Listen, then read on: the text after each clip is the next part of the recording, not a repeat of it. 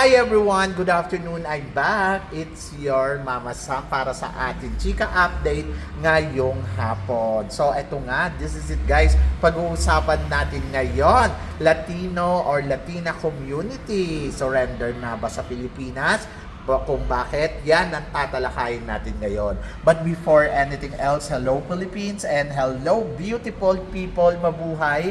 Kamusta kayong lahat? Sana lahat po kayo ay okay at safe ngayong araw na ito. At syempre sa lahat naman ng mga bago nating subscribers dyan, hello po sa inyo lahat. Maraming salamat guys sa pag-subscribe ninyo. Syempre dito sa channel ko.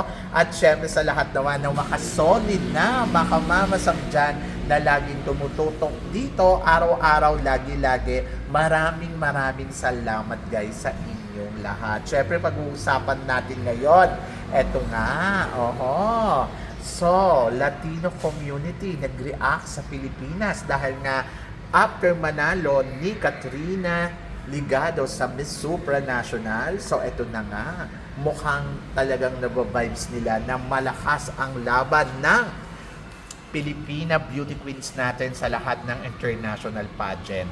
And then aminado din sila na mukha ang major pageant ay ang Pilipinas nga ang magdodominant ngayong taon na to. Dahil nandiyan pa si, tawag dito?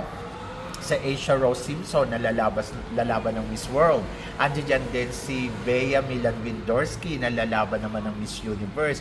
And then of course, eto din Katrina Johnson na lalaban naman ng Miss International.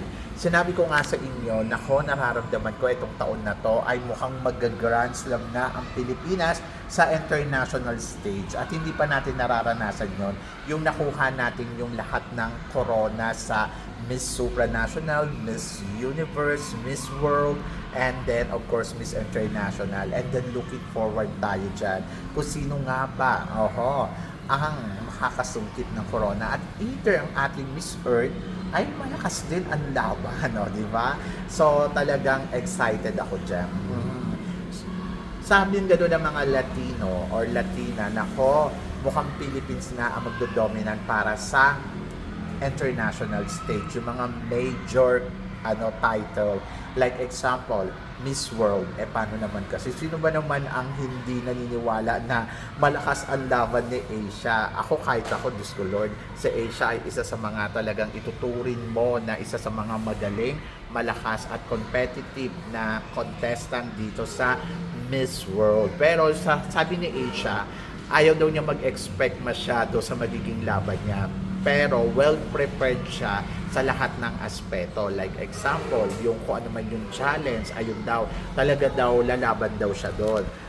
But, yung magiging desisyon ng jurado, ayun daw, ang hindi niya na daw hawak. Medyo challenge din sa atin ang Miss World kasi nasa Vietnam gagawin. And then, alam naman natin sa Vietnam, may pagka-insecure din ang mga tao doon, di ba? So, yun. So, let's see. Malay naman natin siya ang kauna-unahan na magustuhan ng mga tawag dito, ng mga Vietnamese.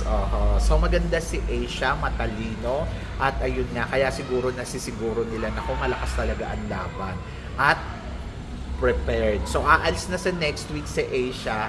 And then, ayun, looking forward tayo kung ano nga ba ang ipapakita ni Asia sa kanyang competition.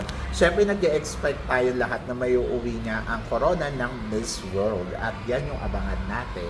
And then, of course, bukod kay Asia, eto din si Katrina Johnson. Mukhang handang-handa din. So, sabi nga ganon, after daw bang manalo ni Katrina Ligado, ay matutupad na daw ba yung tulad daw nung nangyari nung 2013 na nanalo tayo ng Miss Supranational, nanalo ng Miss World at nanalo ng Miss International. At mukhang ganun nga daw ang mangyayari. Hindi ko alam. Maaaring yes o maaaring no. Depende yan sa magiging laro. Pero kung ako ang tatanungin mo talaga, nag-hope ako na ganun ang mangyari. At madagdagan pa sa Miss Universe, di ba? So, bakit hindi? So, bakit hindi natin makukuha? Sabi ko nga, this time, kumpiyansa ako na kaya natin mag-Grand Slam.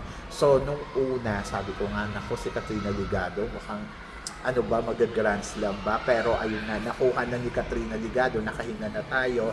At parang feeling ko, madali na lang to. So, basta support lang tayong lahat.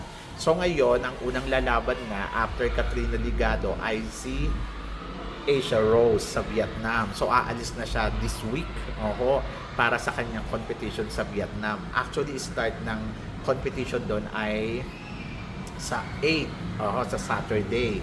And then let's see kung ano ang ipapakita ni Asia Rose Simpson. And then ito din, malakas din si Katrina Johnson, another Katrina naman. Pero sabi nung iba, nako mama, sa mukhang tagilid sila. I think hindi. From the start pa lang na kinoronahan na si Katrina Johnson, alam na natin na may ibubuga talaga si Katrina Johnson. Beauty, styling, winner, at pasok sa banga, di ba? Kaya siguro tiwala lang tayo kay Katrina Johnson kung ano yung ipapakita niya. Parang feeling ko naman talagang malakas at may ibubuga. And then, bukod kay Katrina Johnson, inaabangan din natin syempre si Bea Milan Windorski. So marami nang excited for Bea Milan at syempre sa Puerto Rico naman gagawin ang kanyang laban.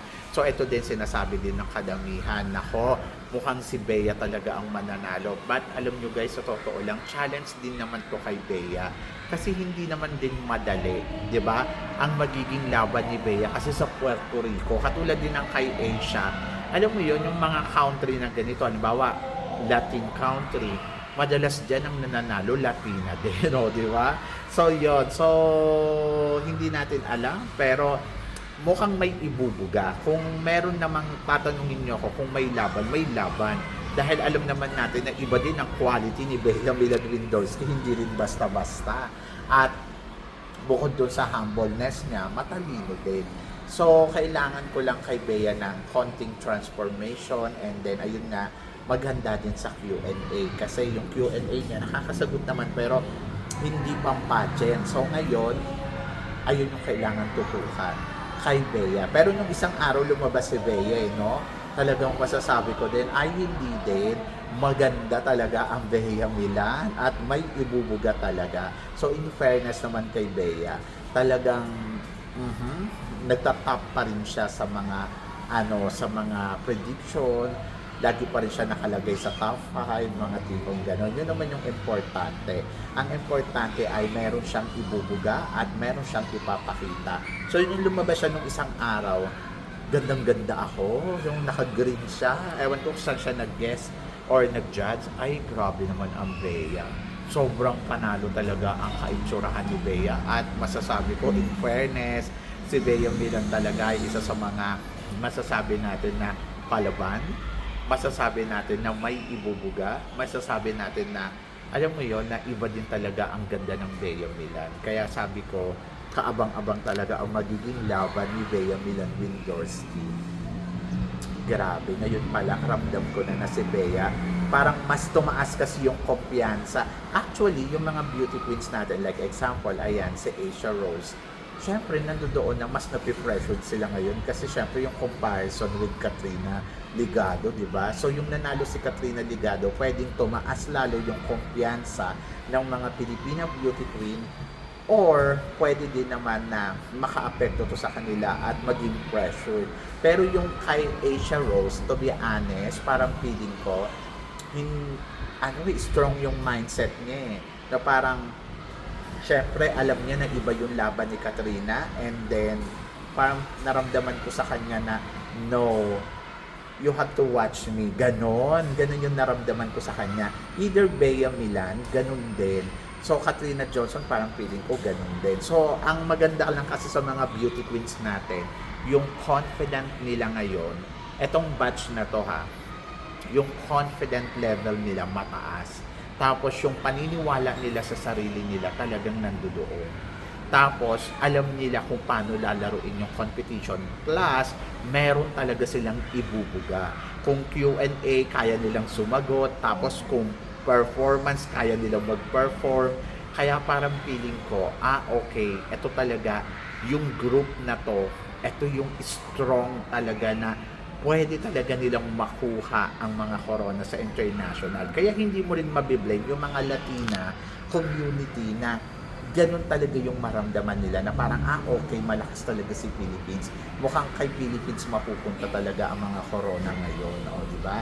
Kasi kita mo sa candidates, hindi sila yung basta-basta at hindi sila picho-picho lang. at alam mong gugustuhin mo talaga sila, di ba? Ayun yung maganda sa mga candidates natin ngayon, na parang mararamdaman mo na parang, okay, mga palaban talaga sila.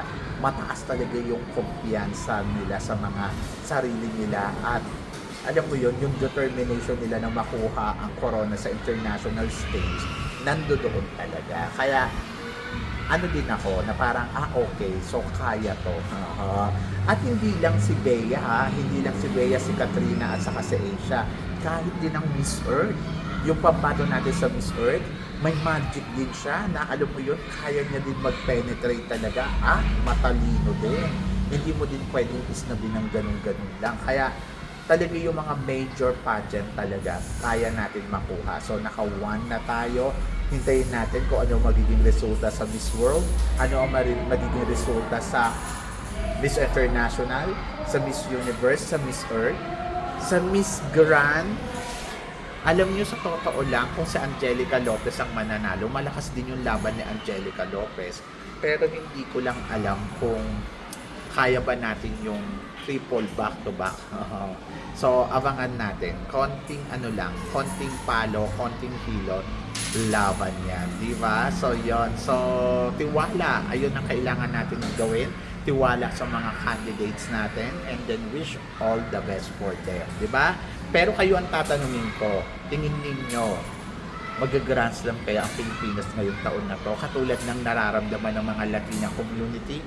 So please comment below para at least malaman ko naman kung ano naman ang chika mo dito sa mga tinatalakay natin. Syempre maraming salamat sa inyong lahat sa love and support. Sa mga hindi pa nakaka-follow at nakaka-subscribe, baka naman please don't forget to click like and subscribe my channel at i-click nyo na rin ang notification bell to more updated syempre sa aking mga chika. Sabi nga ganon, always keep smiling and laban lang. So guys, hanggang dito na lang, hanggang sa muli nating chikahan. Paalam. Thank you guys.